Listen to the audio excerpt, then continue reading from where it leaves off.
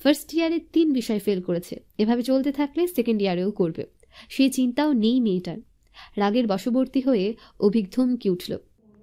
Silence. Tahiya Meera আতকে উঠলে সোজা হয়ে বসল। অভিক তাহিয়ার দিকে ইশারা করে বলল, এই তো। শব্দটা উচ্চারণ করল না, এক অক্ষরেই থেমে গেল। ছাত্রছাত্রীদের আপনি সম্বোধন করে সে। তাহিয়াকে তুমি সম্বোধন করতে করতে মুখ ফসকে বেরিয়ে যাচ্ছিল। তড়িৎ নিজেকে সামলে নিয়ে হালকা কাশল, তারপর বলল, এই যে আপনি, দাঁড়ান, পাশের জন্য দাঁড়ান।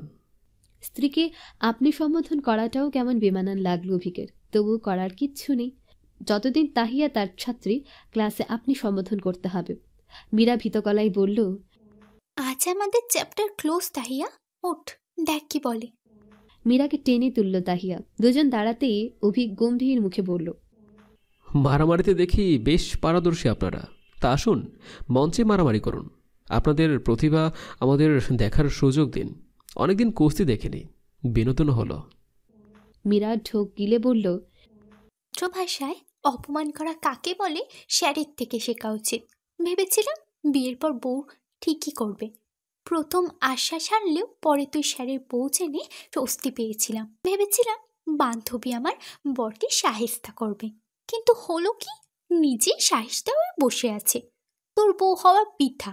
তাহিয়া তাহিয়া গম্ভীর গলায় বলল, স্যার আমাকে বকা দিবে? পারবে দিতে? মীরা মুখ টিপে হাসল। হাসিটা দেখে অভিকে রাগের মাত্রা বাড়ল। ধমকি উঠল আবার। দাঁড় করিয়ে রেখেছে, লজ্জা পাওয়ার কথা। দাঁড়িয়ে দাঁড়িয়ে কথা বলছে, হাসি ঠাট্টা করছে। এত নির্লজ্জ কিভাবে হয় মানুষ? রাগের বশবর্তী হয়ে ক্লাস থেকে বের করে দিল। তাহিয়ার চোখে পানি টলমল করছে। অশ্রুসিক্ত চোখে এক পলক চেয়ে চলে গেল। সম্পর্কটার কত উন্নতি হয়েছে, এখন লোকটাকে ধমক দিতে পারল। বাইরে এসে কেঁদেই দিল। চোখ মুছে বলল, আমি আর ওনার সাথে কথাই বলবো না। নিষ্ঠুর লোক। না ফোন করব, না দেখতে চাইবো, আর না মিস করব। তাকাবো না। উনি থাকুক ওনার শিক্ষকতা নিয়ে। মীরা সান্ত্বনার বাণী শোনাল। লেকচারকে বিয়ে করলে এমনই হবে, এটাই বাস্তবতা। কি করবি? চল সময়টাকে অপচয় না করে কোথাও ঘুরে আসি। অনুভূতি, অনুরাগ, অভিমান, অভিযোগ, রাগ, বিরহের সুতো দিয়ে বাঁধা থাকে একটা সম্পর্ক। কখনো প্রেম, কখনো বিরহ, কখনো আবার বিচ্ছেদ।